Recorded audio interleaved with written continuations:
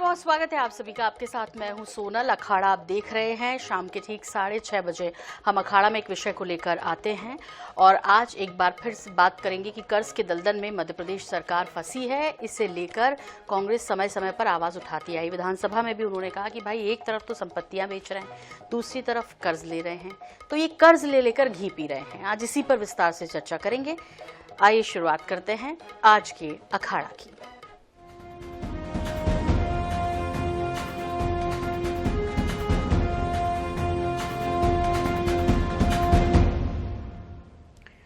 संपत्ति पर संग्राम हो रहा है। दरअसल कर्ज के दलदल में फंसी मध्य प्रदेश सरकार प्रदेश और प्रदेश के बाहर की संपत्तियों को बेच रही है। अभी तक सरकार 101 प्रॉपर्टी 1110 करोड़ रुपयों में बेच चुकी है। दूसरी तरफ प्रदेश में कर्ज बढ़कर करीब 4.25 लाख करोड़ रुपए का हो गया। अब पूरे मामले को लेकर कांग्रेस ने राज्य सरकार पर तंज कसा। वहीं सत्ता पक्ष का कहना है कि बिना उपयोग वाली जमीनों को बेचा गया है। आखिर संपत्ति पर क्यों छिड़ा है ये संग्राम, इसे विस्तार से देखते हैं। छोटी सी रिपोर्ट तैयार की है, इसे समझिए, फिर चर्चा करेंगे खास मेहमानों के साथ। अजब प्रदेश के गजब कारनामे। सरकार को नहीं पता प्रदेश की संपत्ति के बारे में। प्रदेश के बाहर की संपत्ति का रिकॉर्ड नहीं। कांग्रेस का प्रदेश सरकार पर गंभीर आरोप। प्रदेश के बाहर की संपत्तियों को बेचा जा रहा। 101 संपत्तियों को 1100 करोड़ रुपए में सरकार ने बेचा। मध्य प्रदेश सरकार अजब भी है और गजब भी है।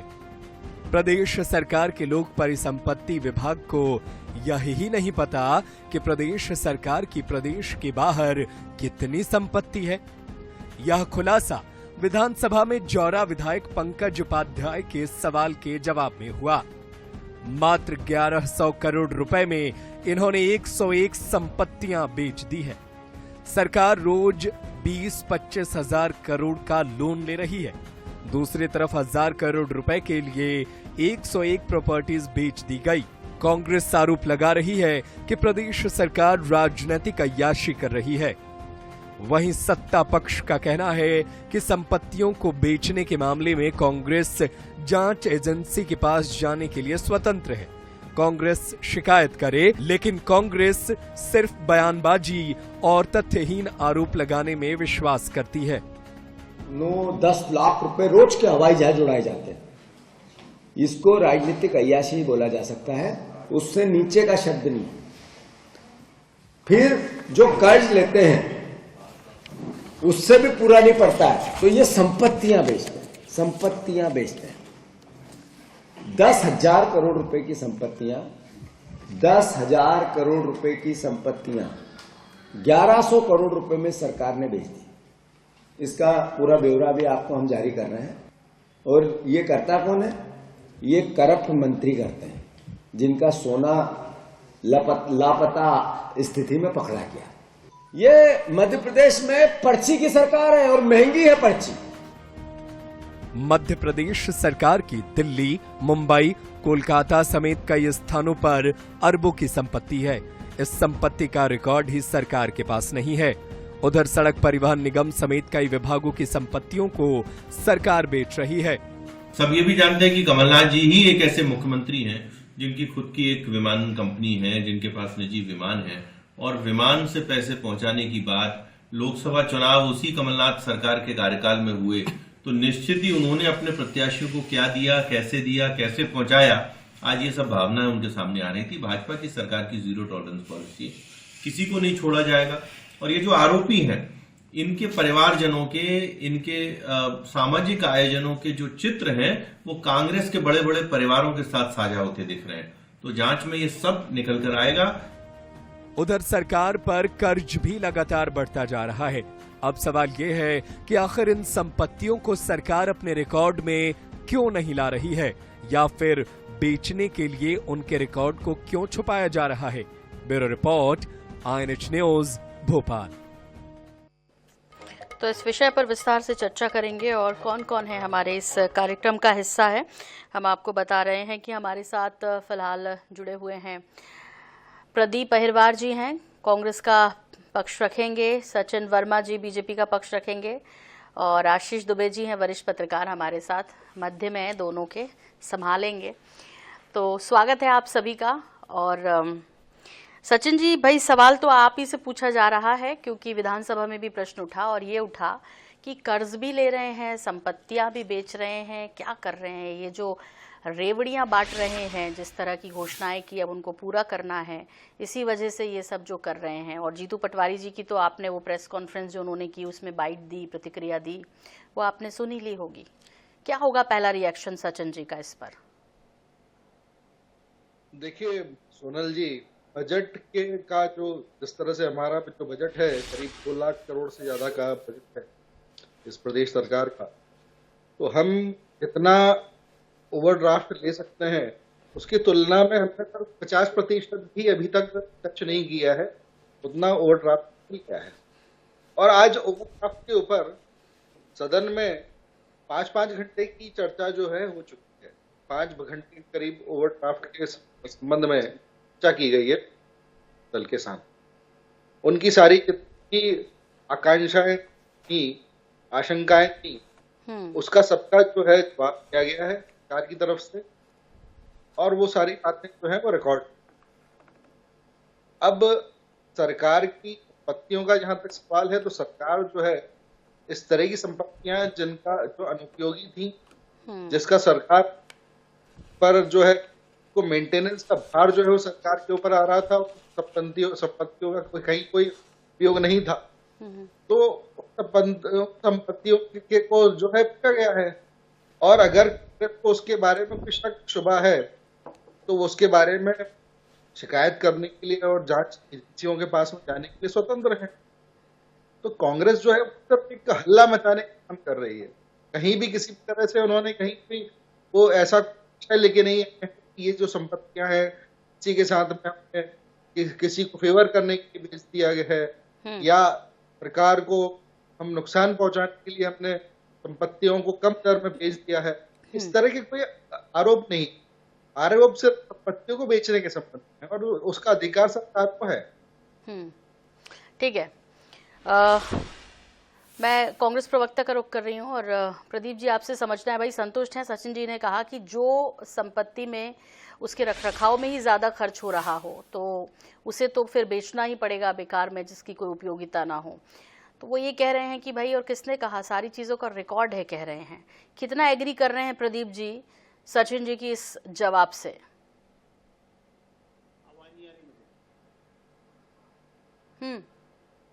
जी प्रदीप जी, प्रदीप जी आप मेरी आवाज नहीं सुन पा रहे हैं? कोई रिएक्शन नहीं दे रहे हैं, लगता उन तक आवाज नहीं पहुंच रही है। आशीष जी, तो मैं आपसे पूछना चाह रही हूं कि ये लोक परिसंपत्ति विभाग को भी नहीं पता क्या कि कितनी संपत्तियां दूसरे राज्यों में हैं, बेची गई हैं? और इस पूरे विषय को लेकर आपका क्या रिएक्शन है, एक पत्रकार होने के नाते, वरिष्ठ पत्रकार होने के नाते आप क्या देंगे रिएक्शन कि वाकई में लगता है आपको भी आवाज नहीं मिल रही है? इशारा कर रहे हैं आशीष दुबे जी कि उनको कोई आवाज नहीं आ रही। लेकिन सचिन जी, एक सवाल है आपके लिए मेरे पास, और वो ये कि आपने कहा कि भाई जो है जो रखरखाव में जिनका बेकार में खर्च हो रहा था उनको हमने बेच दिया। लेकिन इन सब के बीच ये ज़रूर आपसे पूछना है कि लोग तो संपत्तियां इकट्ठी करते हैं क्योंकि वो कहीं ना कहीं आपको आगे चलकर फ़ायदा देती हैं, लेकिन हम कर्ज भी लें और हम संपत्तियों को बेच भी दें, तो क्या हम इसे ये समझें कि जो बाकी आपने घोषणाएं की मध्य प्रदेश में, फ्री बीस की जो घोषणाएं की, यही एक वजह है कि ज़्यादा कर्ज भी लेना पड़ रहा है? जैसे कांग्रेस आरोप लगा रही है कि रोज़ कर्ज ले रहे हैं 20-20, 25-25 हज़ार करोड़ का, उसकी वजह से ये हो रहा है। मतलब जनरेट होना चाहिए ना, ये तो हम सब निकाल रहे हैं, कर्ज भी ले रहे हैं, संपत्तियां भी निकाल रहे हैं, तो फिर जनरेट कहाँ हो रहा है सचिन जी? देखिए सोनल जी, किसी को अगर व्यक्तिगत रूप से संपत्ति ले लेता है वो एक अलग विषय होता है, और एक लोक संपत्ति जो शासकीय होती है वो एक अलग बात होती है। एक शासकीय संपत्ति जो होती है उसके रखरखाव पे काफी बड़ा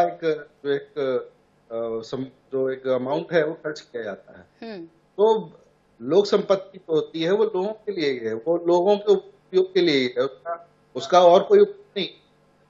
तो लोक संपत्ति जो है तो शासन के अधीन है, उसको अगर ये कहा गया कि वो अनुपयोगी है भविष्य में उसका मेंटेनेंस का खर्चा है तो सरकार पे एक भार के रूप में आ रहा है और उसका उपयोग नहीं है, तो उसको बेचा गया।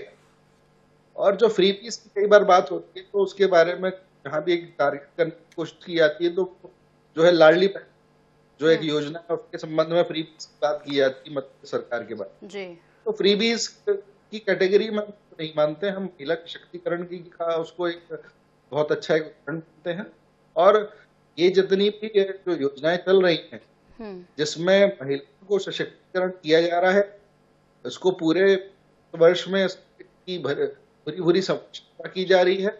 और आज जो कांग्रेस शासित प्रदेश हैं या दल की आम आदमी पार्टी जो है वो अब इलेक्शन के पहले ही जो है इस तरह की योजना को फिर रोल आउट करने की कोशिश कर रही है। वो तो देखिए सत्ता में आने के लिए सब इस तरह की जो है घोषणाएं करते हैं, लेकिन कुल मिला के आप माने या ना माने, उसे रबड़ी कहें या रेवड़ी कहें, है तो फ्रीबीज की घोषणाएं। यदि वाकई में महिलाओं का सशक्तिकरण है तो महिलाओं के साथ बढ़ते अपराध को रुक जाना चाहिए था। यदि वाकई महिलाओं के प्रति सशक्तिकरण है तो फिर 1200 और 2000 रुपए में आजकल होता नहीं ना सर, इतनी महंगाई में।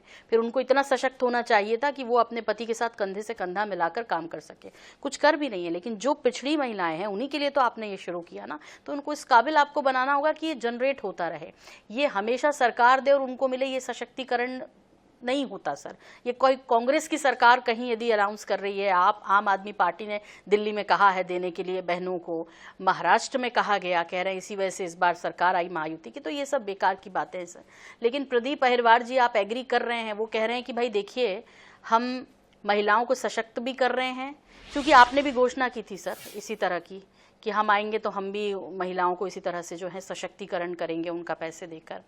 वो कह रहे हैं कि जो प्रॉपर्टी सिर्फ खर्च करवा रही है उसको रखना कोई बहुत अच्छा निर्णय नहीं हो सकता, सरकार के कितने उपयोग में है ये भी देखना होगा। और कह रहे हैं कि यदि ऐसा कुछ है सचिन जी तो आप भाई कोर्ट का रास्ता क्यों नहीं अपना लेते, क्यों प्रेस कॉन्फ्रेंस करके सिर्फ छोड़ देते हैं आरोप लगाकर, कुछ उससे आगे भी तो बढ़ा करें यदि पब्लिक हित में बात करते हैं आप तो। देखिए सोनम जी, महिला सशक्तिकरण की बात हो, आम नागरिक के सशक्तिकरण की बात हो तो समझ आता है, वहाँ कांग्रेस भी साथ देगी। लेकिन जिस तरीके से सोना पकड़ा जा रहा है, हम लोगों ने शराब माफिया देखा, रेप माफिया देखा, भू माफिया देखा, शिक्षा माफिया देखा, स्वास्थ्य माफिया प्रदेश में देखा, लेकिन यहाँ तो जिस तरीके से सोना बरामद हुआ है, सोना माफिया भी मध्य प्रदेश में देख लिया है। और ये जो सशक्तिकरण हो रहा है, भारतीय जनता पार्टी के नेताओं का, अफसरों का जबरदस्त सशक्तिकरण के सरकार में हो रहा है। महिलाओं का सशक्तिकरण करे, कांग्रेस साथ देगी, लेकिन हो यह रहा है मध्य प्रदेश में कि ये भारतीय जनता पार्टी की सरकार और इनके मंत्री और इनके अफसर खुद के सशक्तिकरण में लगे हैं। आप कल्पना करिए कितना किलो सोना पकड़ा जाता है, एक लावारिस कार में फार्म हाउस के बाहर खड़ी है, पता नहीं है, पुलिस देख के चली जाती है और पुलिस कहती है कि हमें अंदर, पुलिस कहती है कि हमें 10 लाख से ज्यादा का हम रेड नहीं कर सकते, उससे ज्यादा का हमें अधिकार नहीं है। तो पुलिस को कैसे पता चला कि इसके अंदर 10 लाख से ज्यादा का सोना और 12 करोड़ से अधिक का कैश पड़ा हुआ है? तो ये कुल मिला के अधिकारियों में और नेताओं में बंदर बांट की लड़ाई है जो कल उजागर हुई है। लोकायुक्त क्या कार्रवाई कर रही है, ईडी को पता नहीं है, आईटी को पता नहीं है, आईटी अपनी अलग रेड मार रही है। तो ये जो मलाई की लड़ाई चल रही है वो प्रदेश उसको भुगत रही है, इस प्रदेश की जनता। प्रदीप जी, लेकिन ये भी तो सोचिए ना कि मिला भी तो, या जो रेड पड़ी भी तो वो भी तो, या जो गाड़ी खड़ी करके गया वो भी तो उन्हीं की सरकार में हुआ है ना सर, पकड़ा भी तो उन्हीं लोगों ने ना। सरकार किसकी, इसको तो मान रहे हैं ना कि सब कुछ सामने आ रहा है। लेकिन ये पूरे विषय को मैं आशीष जी आपसे समझना चाह रही हूँ। दरअसल अहिरवार जी जो कहना चाह रहे हैं, या प्रेस कॉन्फ्रेंस में जीतू पटवारी जी जो कह रहे थे, ये क्या कहना चाह रहे हैं? पुरानी संपत्तियों का बेचने का मामला कोई नया नहीं है, तो ये कहाँ असंतुष्ट आपको दिखाई दे रहे हैं? ये क्या चाहते हैं? मतलब कर्ज ले रही है सरकार इसलिए इनको दिक्कत है, क्योंकि कर्ज तो जब कमलनाथ जी आए थे उन्होंने भी लिया था, संपत्तियां बेच रहे हैं इसलिए दिक्कत हो रही है। कहाँ दिक्कत हो रही है? आपको लगता है कि कोई स्टैंड दिखाई दे रहा है?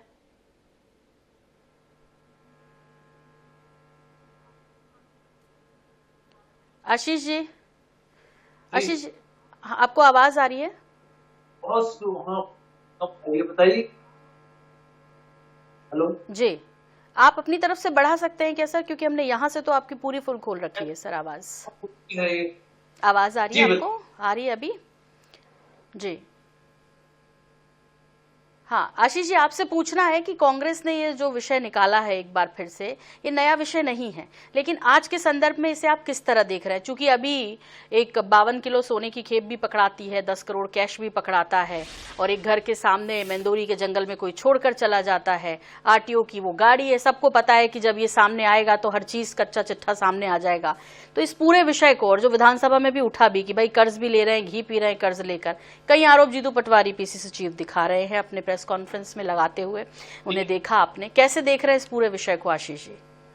देखिए, कर्ज लेने की जो सरकार कर्ज 4 लाख करोड़ का पर है, जिसको हम क्यों कह सकते हैं कि घोषित तौर पर होती है और एक काम का हिस्सा है।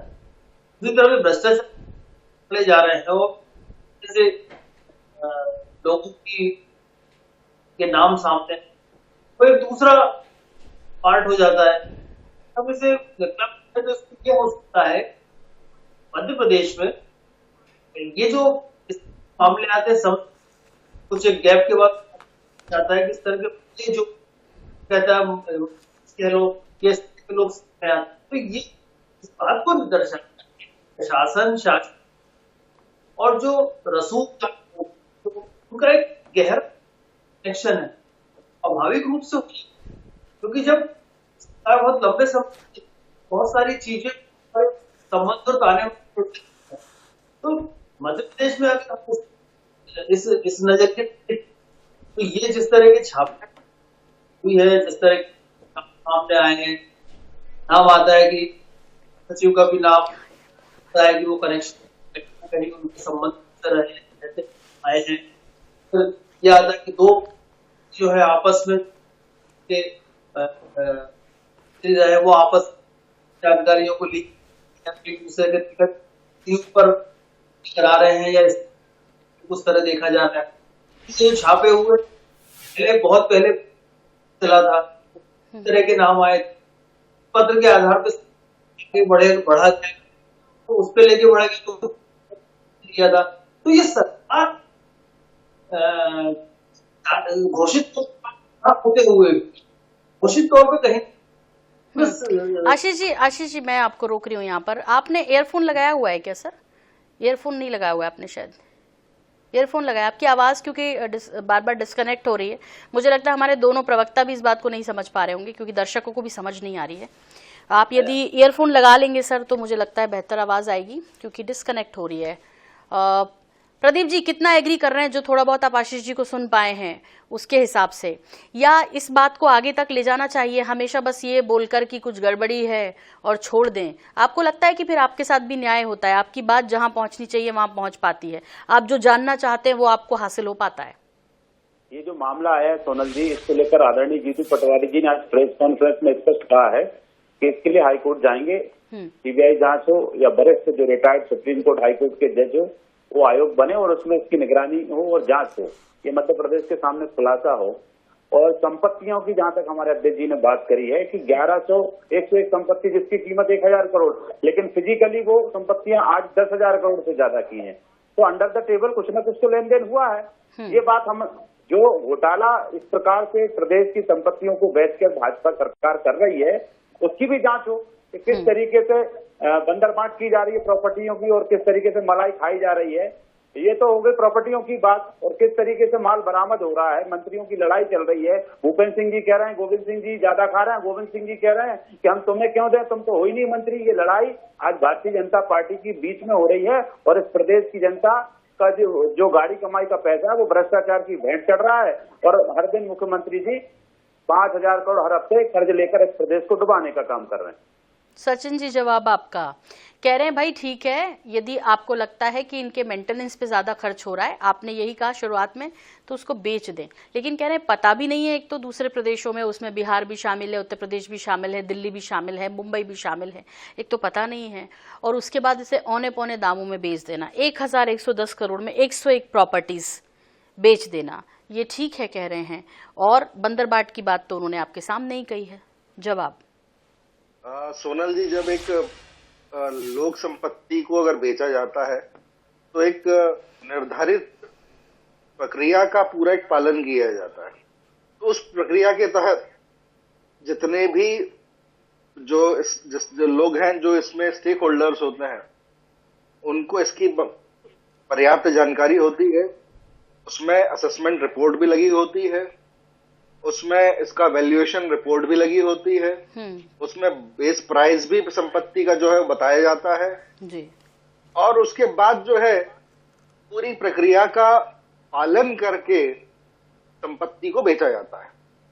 अब कांग्रेस जो है अब घर बैठे हुए बिना कोई तथ्य लाए हुए ये एक ऐसी फिक्शन वाली बात करते हैं कि ये 8-10 हजार करोड़ की संपत्ति जो है 1000 करोड़ में बेच दी गई।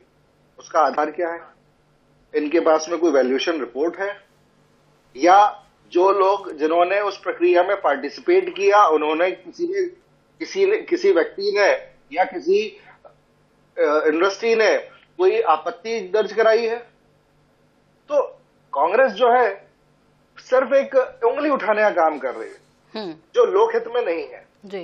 एक जिम्मेदार विपक्ष। सर, ये लोग कह रहे हैं कि लोक परिसंपत्ति विभाग के पास इसका आंकड़ा भी नहीं है कि कहाँ कितनी प्रॉपर्टी है मध्य प्रदेश की। देखिए, ये तो सब एजम्पशंस ही। कांग्रेस की सरकार नहीं है, ये तो बीजेपी की सरकार है। सारी चीजें जो इन्वेस्टेड है, सारी संपत्तियां जो है बिना जानकारी के बेच दी जाएगी। दो बातें कॉन्ट्रडिक्टरी है सोनल जी। पहली बात ये बोल रहे हैं कि एक मिनट एक करके प्रदीप जी मैं आऊंगी आपके पास दोबारा, पहले कंप्लीट करने दर्शकों को समझ नहीं आता वरना।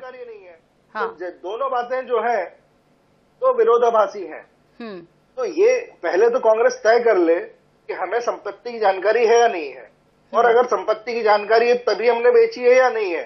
तो कांग्रेस जो है अभी बहुत कंफ्यूज्ड है। ये तो काफी पुरानी प्रॉपर्टीज थी, लेकिन इनको कांग्रेस ने अपने शासनकाल में लेकिन नहीं बेचा, वो भी तो उसमें ही प्रदेश चला रही थी ना। कांग्रेस ने तो वल्लभ भवन को बेच दिया था मैडम। एक वल्लभ भवन को जो है ट्रांसफर इंडस्ट्री में कन्वर्ट कर दिया था, जहां से एक ही अधिकारी के 4 आदेश दिन भर में निकलते थे। जो अगर आपने उस समय के बारे में अगर आपने देखा हो तो एक ही अधिकारी जो है उसके कमरे जो है दिन में 4 बार बदलते थे। जी, बहुत पुराना मामला नहीं है, 2018-19 का मामला, इसलिए सबको ज्ञात है सर। लेकिन अहिरवार जी जल्दी से आप कुछ कहना चाहते हैं, मुझे आशीष जी का रुख करना है फिर जल्दी से। ये जो जहाँ तक नियम प्रक्रिया की बात करते हैं सोनल जी, किस तरीके से व्यापम घोटाला हुआ, किस तरीके से पटवारी घोटाला हुआ, किस तरीके घोटाला हुआ, अभी ताजा नर्सिंग घोटाला है, उसमें भी इन लोगों ने बहुत नियम कानून की प्रक्रिया का पालन किया। तो आप कहने का मतलब ये है कि इनकी नियम प्रक्रिया के लागू होने के बावजूद भी जो भ्रष्टाचार सामने आता है वो प्रदेश की जनता के सामने ऐसे नहीं। आपने बोल दिया टीवी डिबेट में आके, आपने प्रेस कॉन्फ्रेंस कर मीडिया से बोल दिया, आपने इसको आगे कहां तक लेगा ये विषय है। आपने कहा इसको हाईकोर्ट में ले जाएंगे, संपत्तियों का जो ये मामला या कर्ज का जो मामला है, जो भी आपने कहा, जीतू पटवारी जी ने कहा है कि भाई इसको हाईकोर्ट तक लेके जाइए। यदि आप पब्लिक हित की बात कर रहे हैं तो इसको उस गंतव्य तक पहुंचाइए, सिर्फ छोड़ मत दीजिए ये बोलकर कि ऐसा किया। नरसिंह घोटाले में आपने शिकायत की, क्या कितनी शिकायत की आपने, या उसको आगे फिर क्या हुआ, फिर क्या होता है, चाहे व्यापम घोटाले की बात हो, फिर चाहे नरसिंह घोटाले की बात हो, हनी ट्रैप मामले की बात हो, या फिर ई ट्रेडिंग घोटाले की बात हो, कहाँ कुछ मध्य प्रदेश में सामने आ पाता है। तो इसमें आपकी इच्छा शक्ति कितनी, इस पर भी संदेह होता है। लेकिन आशीष, यदि आप मुझे सुन पा रहे हैं बहुत संक्षेप में, चूंकि आपका वर्जन ठीक से तकनीकी खामी की वजह से नहीं आ पा रहा है, मैं आपसे चलते चलते आखिरी सवाल ये करना चाहती हूँ कि इस पूरे विषय को आप कैसे देखते हैं? हमेशा की तरह कि एक बात कह दी, आरोप लगा दिया, छोड़ दिया जाए, या वाकई में इस बार तो सत्ता पक्ष को घेर लिया जाए, क्योंकि विधानसभा में भी उठाया है मुद्दा, कैसे देख रहे हैं?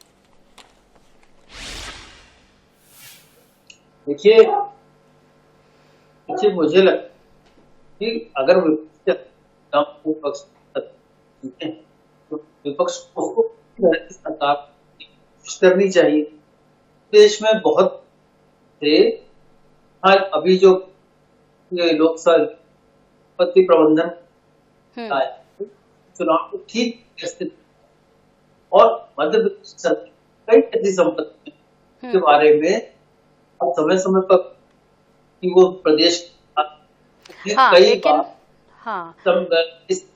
ठीक है, लेकिन ये है कि ये पता होना चाहिए, रिकॉर्ड होने चाहिए। अब देखना होगा कि कांग्रेस ने विषय छेड़ा है, कितना आगे लेकर जाएंगे, इसे देखेंगे और अपडेट सबसे पहले आप तक जरूर पहुंचाएंगे। लेकिन सचिन जी, प्रदीप जी, आशीष जी, बहुत शुक्रिया, बहुत धन्यवाद वक्त देने के लिए।